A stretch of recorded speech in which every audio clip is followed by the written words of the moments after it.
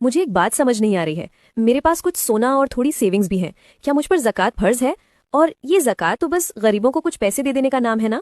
नहीं नादिया बहन, ज़कात सिर्फ मामूली सदका या चैरिटी नहीं है। ये इस्लाम का एक मुकम्मल इकोनॉमिक सिस्टम है जो 2 हिजरी में मदीना में फ़र्ज किया गया था।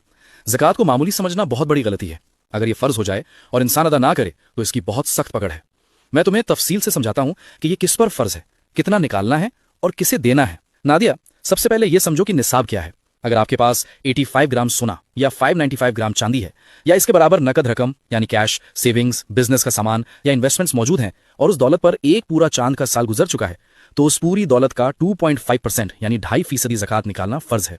अल्लाह ताला ने सूरह अत-तौबा की आयत नंबर 103 में फरमाया है कि उनके मालों में से सदका लीजिए जिसके जरिए आप उन्हें पाक करें और उनके मालों में बरकत दें। ये माल को कम नहीं करता बल्कि बढ़ाता है। ज़कात किसे दी जा सकती है? सूरह अत-तौबा की आयत नंबर 60 में अल्लाह ने 8 हकदार बताए हैं। पहला, फ़कीर जिनके पास कुछ ना हो।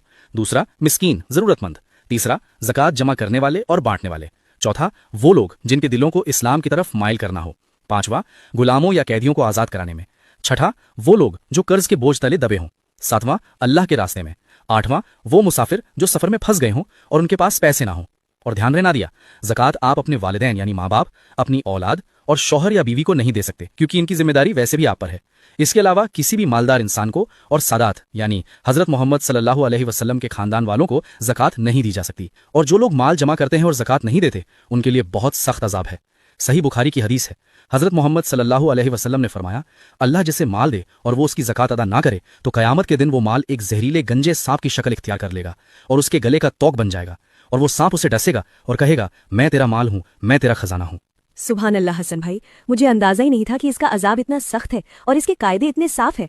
अल्हम्दुलिल्लाह, मेरे सारे शक दूर हो गए। मैं आज ही अपने सोने और सेविंग्स का हिसाब लगाकर पूरी 2.5% ज़कात अदा करूंगी। बेशक बहन, जो अल्लाह के रास्ते में देता है अल्लाह उससे कई गुना बढ़ा कर देता है।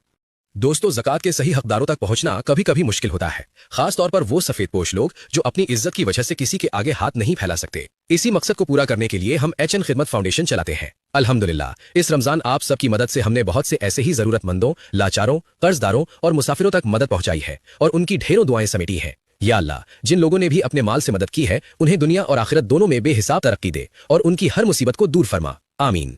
अगर आप अपनी ज़कात और सदक़ात किसी भरोसेमंद जगह अदा करना चाहते हैं तो आप हमारे फाउंडेशन के जरिए भी अपना हक उन मोहताजों तक पहुंचा सकते हैं।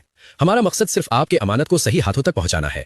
स्क्रीन पर जो QR कोड आ रहा है इसका स्क्रीनशॉट लेकर किसी भी पेमेंट ऐप में स्कैन फ्रॉम गैलरी करें और अपना हिस्सा जरूर डालें। जज़ाकल्लाह खैर। अगर आप चाहते हैं कि अल्लाह हमारे रिस्क में हलाल बरकत दे और हमें ज़कात अदा करने की तौफीक अता फरमाए तो कमेंट में आमीन जरूर लिखें।